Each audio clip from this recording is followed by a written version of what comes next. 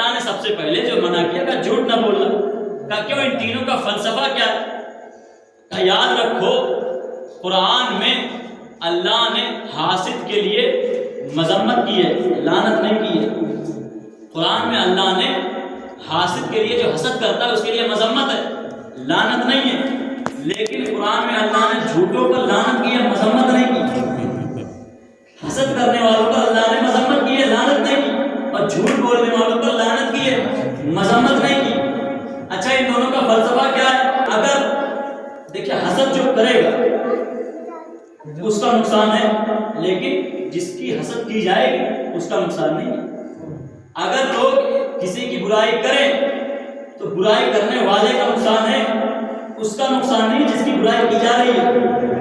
اگر آپ غیبت کریں تو آپ کا نقصان ہے، جس کی غیبت کر رہے ہیں اس کا نقصان نہیں ہے۔ آپ کسی سے حسد کریں، آپ کا نقصان ہے، جس کی حسد کر رہے ہیں، جس سے حسد کر رہے ہیں اس کا نقصان نہیں ہے۔ کب پھر کیا ہوا؟ کب جھوٹ کا فلسفہ یہی تو سمجھ میں آ گیا کہ کیسے کا حسد کا فلسفہ یہ ہے کہ آپ حسد کریں گے آپ کا نقصان، جس سے کریں گے اس کا نقصان نہیں۔ آپ جلن کریں گے آپ کو نقصان ہے، جس سے کریں گے اس کا کوئی نقصان نہیں ہے۔